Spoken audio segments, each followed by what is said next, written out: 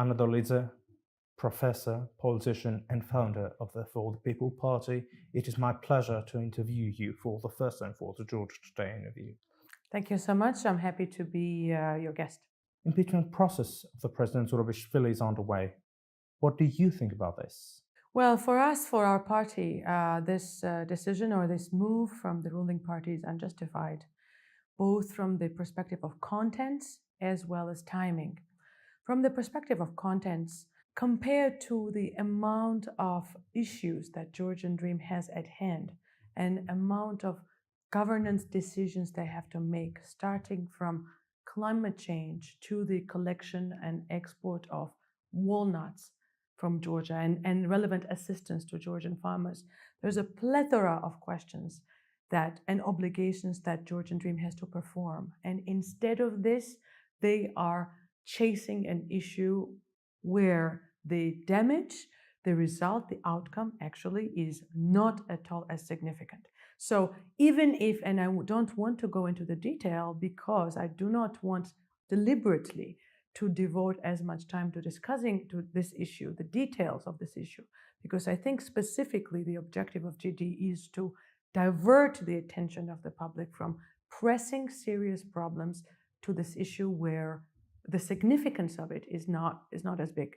And on the other hand, the timing of it is very wrong because right now Georgia is awaiting the decision from the European Union in relation to the status and candidacy status. And we have to be actually in the process of performing the recommendations which were handed out to us.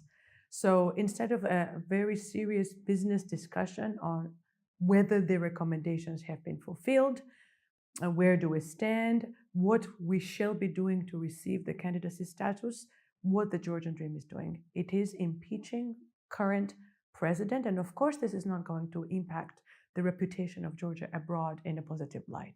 So from both perspectives, this move is unjustified. Only a few months remain before we hear whether Georgia will be granted with the EU candidate status or not. High Representative of the European Union Joseph Borrell, who recently visited Georgia, said that only 3 out of 12 recommendations are fulfilled. Tell us about your expectations. Yes, unfortunately, it is indeed the case that Georgian Dream did not put enough effort in drafting the reforms to meet the recommendations. And I have to say, knowing very well Georgian public service, they are very much capable in delivering these recommendations and in drafting these reforms. There have been myriads of ideas and proposals in relation to the area that I know best, and that is the judicial reform. They could have been written and delivered to EU like this in a fortnight. And right now, however, unfortunately, GD chose not to do so. I can speak specifically of a couple of areas. One area is judicial reform, where the reform has not been as robust, as serious, as impactful as is necessary to get rid of the informal group that is running the courts right now and to ensure the independence of the courts. The same concerns, for example, the measures to be taken in relation to violence against women. We are in a really dire situation on this issue, and I haven't seen any reforms in this regard. The same could be said about fighting organized crime, a specific recommendation, or de-oligarchization, where we have a specific proposal in relation to people who have been working for the businesses and for the family of Bidzina Ivanishvili. So unfortunately, it's true, and it makes me very sad that GD did not invest enough in delivering on those recommendations. Out of nowhere, United States sanctioned Mr. Dolidze. What was your reaction when you heard it, and did you see it coming? The United States first sanctions a group of judges that I would say really deserved this kind of pressure. In fact, this sanction came a little late, if you ask me, because the campaign against the organized group, that informal group that runs the courts, so-called clan or quasi-mafia group, the campaign was in its heyday, maybe in 2018-19. I was its leader, among others. And this is when we really needed, when there was a serious grassroots movement, and it would be nice to receive relevant response from abroad, serious response. We did receive various reports from international organizations and partner states. But anyways, this sanction is absolutely a justified form of pressure. And the next one was in what I think will be a series of sanctions. The next one was against Mr. Partkhaladze. I didn't see personally it coming, although we knew that considering the policy of the United States, there is not only a single sanction, it's a series of sanctions. Partkhaladze, he is, I think, a diagnosis of the system right now, in the sense that this is an informal actor, a person who has accumulated incredible wealth, who has served at very high levels of government, and he continues to exercise this power as a mediator between various echelons or various levels of government. And if you read literature about informal governance, it needs these key actors. So I think Partkhaladze did deserve this sanction, this response. If he and actors like him are removed from the scene, the power of informal governance will definitely diminish. And I expect that the sanctions will not stop at Mr. Partkhaladze only. What really raises questions to me is that, unlike Mr. Ivanishvili, you've never called Mr. Partkhaladze an oligarch. I wonder, how come you didn't know anything about him? Oh, no, we raised his name many times, but a couple of years ago, because he was... Publicly? Publicly, yes, publicly. Not requesting a sanction, but raising the issue of him as an actor. Because you might remember that he was allegedly engaged in this large-scale fraud scheme, which amounts to 700 million lari, GEL, Georgian currency, related to VAT taxation. At the time it was raised. So he was implicated in various shady deals. However, you are right in the sense that we didn't identify him specifically as this informal interlocutor. And it's good that US, with its intelligence sources as well, powerful sources, could identify him as also as an interlocutor with Russia. And what we could identify, though, knowing the informal governance structure, informal governance has its own structure, how it's run. I know it personally because I've observed the judges in the High Council of Justice. So the formal government structures need an interlocutor, a go-between person who will take back and forth the messages between the informal governor and the established structures. And we used to identify other people like Chinchaladze, one of the judges, Mursiza, one of the judges, other people in the judicial system. However, we never pointed to Partkhaladze per se. I guess he was too skillful to remain from the public eye. Who else do you expect to be on that list? There are a number of people who serve very important roles. And these people are below Bidzina Ivanishvili, for example, oligarch, small oligarch, small not in terms of what ordinary people could afford, but in terms of the wealth that's above him, is, for example, Anna Dolidze, who is quite influential, as they say, but also, as it's written in scholarship, there's a very nice Russian scholar, Anna Dolidze, she's in the UK, by the way.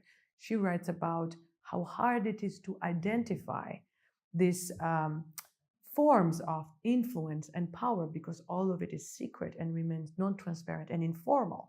That's why it's informal governance.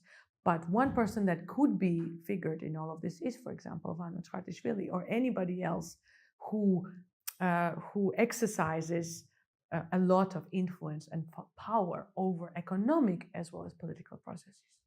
Another general election is ahead of us. Are you prepared for it? And if so, who do you consider as a possible ally, or which political parties will be in your blacklist? 2024 is not an ordinary election. Georgian Dream has been in power for more than 10 years. It has overstepped the usual democratic cycle of 2 terms. And I think there's a lot of discontent in public. There's an impetus for change. And these are going to be transformative elections, I think, just like 2003 elections and 2012 elections. Therefore, we have to prepare for it very well. I wouldn't say we are already in the campaign mode. We are in the preface to the campaign mode.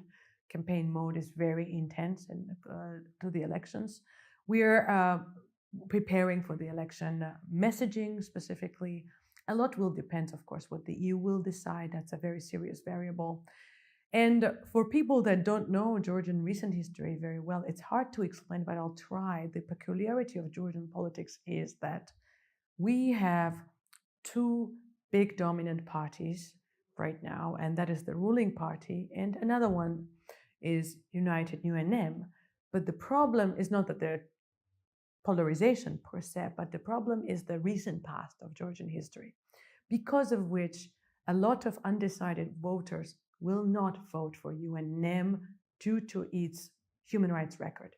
So when we speak of alliances, it's really important also for my constituency to delineate who are your potential allies, because an alliance with UNM then has to have a clarification of what kind of alliance is this? What kind of vision do we have of with the judiciary? Because UNM's record with judges, with human rights, with prisons has been abysmal, right?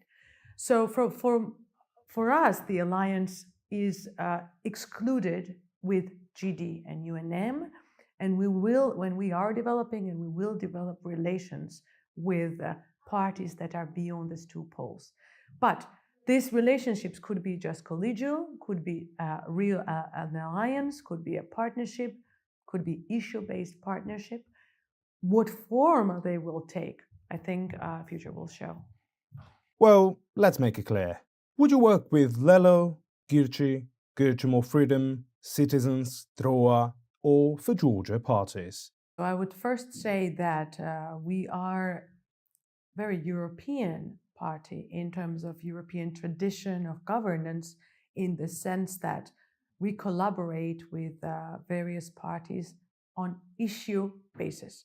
So first of all, we are a party which has a very strong issue-based agenda, and which would be close to social democratic agenda worldwide, right? And we collaborate with other parties in other countries who share with the same agenda. Domestically, we have issue-based collaboration with everybody you mentioned. So for instance, on gender issues in Tbilisi Council, we collaborate both with Lelo and with Gagaria. On other issues, we collaborate with Lelo without a problem. We can collaborate. We had same position in relation to the conscription and recruitment in the military with Girchi, as much as you would be surprised. Our position coincided. So we will continue working in that vein, and I would not right now, since we even don't know what cards are on the table, in the sense that we don't know what kind of support each of us has. It's too far ahead before elections. I would not like to delineate a specific partner. One question is true, though, that will not be UNM among the opposition, and definitely not GD. Speaking of the elections, as you may know, in 2024, for the first time in our history, 90% of the population of Georgia will vote via electronic devices. Tell us your opinion about this major change. So it's currently being tested, as I understand, in two precincts, two election districts. It was tested right now, although these elections were not competitive. So even if they were tested, I would have to look very, very carefully how the system works. We have to understand we come from a specific traumatic past where people are used to the idea that the government is surveying them. And here I mean Soviet past, right? They're used to the idea that they're being wiretapped, that there is no division between private and public life, there is no privacy. So we have to see first, test, hear from people what they think about the mechanisms that will be put in place, and moreover, what mechanisms there are, in fact, to ensure the privacy and the secrecy of choice. Because, for instance, what has been a serious problem recently, in recent elections, in last all years, since cell phones have been invented with a camera, is that cell phones with camera have been used as pressure instruments for public to monitor how they vote. So they were asked to take a screenshot of the ballot and to deliver it to their boss or to their workplace. And therefore, I have initiated, for instance, a proposal to ban the use of cell phones in the voting booth. It was never heard by the GD, by the way. However, so my point here is that people here are under a lot of pressure during election time, and they're used to being threatened with surveillance, monitoring, finding out what their choice is. The secrecy of the ballot usually, very often, is violated. So I see the dangers with electronic voting, but I also see very, very big benefits, right? Although in many countries, including the United States, there is no electronic voting. People still vote with old-fashioned ballots. So let's see what will be the reports from these two districts and what is the outcome, what are the feelings among the population, and what the experts say, both technical as well as political experts. And then we will arrive at the judgment whether or not this is a step forward. Your political profile is full of stories of defending those who were oppressed by political leaders. Case of Sandro Girguliani is a good example of it. I wonder if you, as a person with such reputation, may run for the presidential office in 2024. What a question. What a question. Let's see. Why not? Yeah, why not? Well, let me say I haven't thought about it. It has been. Do you exclude it? I've been told this by public, by citizens on social media. No, I certainly don't exclude it. But so the way the political timeline will work, first we have parliamentary elections, and then we will have indirect elections of the president. No longer we'll have direct. Unfortunately, I fought a lot against this, but we will not have direct elections anymore. So first we have to work on, I think most important, most paramount is political transformation. Where the power lies, policymaking lies, it's the parliament. And I will devote my best resources to making sure we succeed in this realm. Then we'll speak about the rest. 2 months have passed since the Shovi landslide, one of the worst days of the year and of the century for us. What do you think about the measures taken by the government? That's one of the most serious challenges for this government right now. Not only Shovi, but climate change and sustainable development overall. The government here is failing miserably. I will use these words. It's a reality. It's the sustainable development, climate change is an issue at the top of agendas of all governments. Unfortunately, we are not doing enough of homework. What happens? How are we affected? Well, we live next to Caucasus Mountains, and we know a lot from experts that the ice on the Caucasus Mountains is melting, but all of this is hearsay. In fact, our demand is that the government should be vocal voice internationally and domestically about environment and climate change. If this had been the case, we wouldn't have Shovi. Relative measures in terms of the alarm system, alert system, early warning, civil defense, everything would have been right now in place. Unfortunately, we don't even have a civil defense system. When I was growing up as a kid in Soviet Union, we used to have regular trainings for civil defense, for environmental issues, for sudden problems that could happen, explosion or earthquakes. And this system has been abolished with no replacement. So for Shovi, government wasn't ready. They were not paying attention to climate change at all. Even now, we don't know what happened. Even now, we don't know the truth. And the biggest question, I was just in Western Georgia, and biggest question people from Raja ask is this: are we going to avert the same thing next time? And I say no, because what we haven't seen is any kind of action even after Shovi. What we request is, where is a program, a government vision strategy to tackle climate change? And where is a high intensive attention to this issue? Nowhere, unfortunately. So we remain unprotected. Questions in relation to Shovi remain unanswered. And I think one of the reasons why we need to change the government is we need to put in place those people who understand what sustainable development is, not just development and economic development, but sustainable development. Would you say that the government is responsible for the death of more than 30 people? I would really like to have an honest discussion with the ruling party about Chauvin. That would be very important. An honest discussion means something like abroad, it could be a public inquiry, it could be a journalistic investigation, anything where the government would not consider it as an attack on it, but as an invitation for a discussion. So I would say serious questions remain. We haven't heard what steps the government was capable of taking and took in relation to averting this environmental disaster. We don't know. Everything we have heard from government in relation to, for instance, rescue helicopters is gossip and self-contradictory. So this issue, if we want to avert similar cases in the future, we live in a in a beautiful environment, but in a highly volatile region, geographically, right, and geologically. So as much as we enjoy what we have around us, the Caucasus, we have to know and we have to have a grip on it, and we have to feel what's going on with it, with nature. And right now, unfortunately, I don't see anything in this regard, no movement. Femicide is the problem our society faces even today.